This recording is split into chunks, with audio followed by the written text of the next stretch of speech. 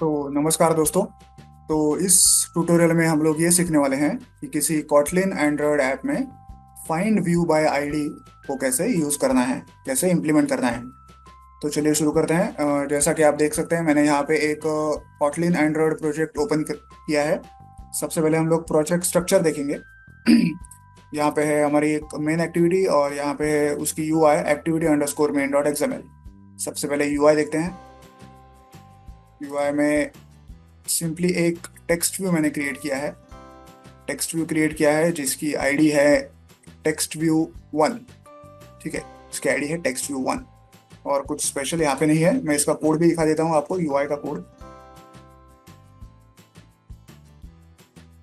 ये यहाँ पे हमारा कंस्ट्रेंट लेआउट है और यहाँ पे हमारी टेक्स्ट व्यू है। टेक्स्ट व्यू का आईडी यहाँ पे लिखा हुआ है, टेक्स्ट व्यू 1 आईडी है उसका, और यहाँ पे कुछ टेक्स्ट लिखा हुआ है जो कि टेक्स्ट व्यू ही है। ठीक है, तो फिलहाल हमें इसमें टेक्स्ट व्यू ऐसा लिखा हुआ दिख रहा है। अब हम लोग क्या करने वाले हैं, इस टेक्स्ट व्यू को इस कॉटलिन फाइल में मेन एक्टिविटी में एक्सेस करने वाले हैं find view bye ID method का यूज करके, और इस टेक्स्ट को हम लोग चेंज करने वाले हैं। ठीक है, तो चलिए अब हमारी मेन एक्टिविटी देखते हैं। मेन एक्टिविटी में सबसे पहले हमारे पास है कुछ इंपोर्ट्स। ये है मेन एक्टिविटी, ये है हमारा टेक्स्ट व्यू। फिर ऑन क्रिएट फंक्शन में सबसे पहले हम लोग हमारी यूआई फाइल को सेट करते हैं, जो कि है activity underscore main dot XML file.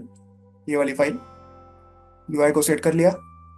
फिर हम लोग find view bye ID function का यूज करके हमारे टेक्स्ट व्यू को फाइंड आउट करते हैं, क्योंकि ये जो मेन एक्टिविटी है, कॉटलिन फाइल है, मेन एक्टिविटी की कॉटलिन फाइल, इसको ये पता ही नहीं है कि इस यूआई फाइल में कौन कौन से एलिमेंट्स हैं। तो हमें उन दोनों का मिलाप करने के लिए, उन दोनों का मेल बिठाने के लिए ये find view bye ID function का यूज करना है। अब जाके इस मेन एक्टिविटी को, इस कॉटलिन फाइल को ये पता चल गया कि ये टेक्स्ट व्यू आखिर है कौन। ठीक है, अब इसके बाद हम लोग इस टेक्स्ट व्यू को किसी भी तरह से यूज करने के लिए एकदम फ्री हो गए। अगर हम लोग ये लाइन यूज ना करते और सीधा इस टेक्स्ट व्यू का कोई फंक्शन कॉल करते तो हमें नल पॉइंटर एक्सेप्शन आ जाता। क्यों? क्योंकि इस मेन एक्टिविटी को ये पता ही नहीं है कि ये टेक्स्ट व्यू आखिर है कौन, जब तक हम लोग ऐसे फाइंड व्यू बाय आईडी का यूज करके उसका आईडी फाइंड आउट नहीं कर लेते। ठीक है, तो इस स्टेप के बाद हम लोग क्या करने वाले हैं, टेक्स्ट व्यू डॉट टेक्स्ट करने वाले हैं और इक्वल टू करके जो भी टेक्स्ट हमें इसमें प्रिंट करना है नए से, वो हम लोग इसमें लिख देंगे, टेक्स्ट व्यू डॉट टेक्स्ट।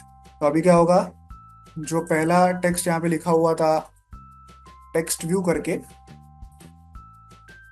वो अब चेंज होके आईटी वाला बन जाएगा।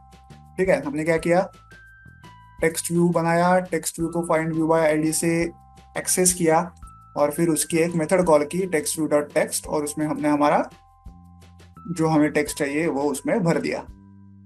तो चलिए अब इस ऐप को हम लोग प्रैक्टिकली मोबाइल डिवाइस पर रन करते हैं और देखते हैं।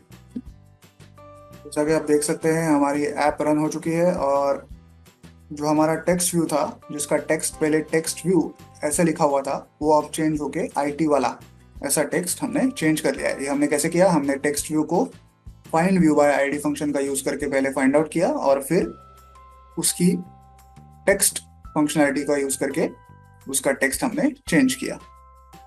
तो आई होप आपको ये वीडियो समझ में आ गया होगा कि किसी एंड्रॉयड ऐप में फाइंड व्यू बाय आईडी का यूज कैसे किया जाता है। इस ट्यूटोरियल में दिखाए गए कोड को डाउनलोड करने की जो लिंक है वो इस वीडियो के नीचे डिस्क्रिप्शन बॉक्स में मैंने दे दी है। आप चाहें तो वहां से कोड डाउनलोड कर सकते हैं। वीडियो को एंड तक देखने के लिए धन्यवाद। Thank you.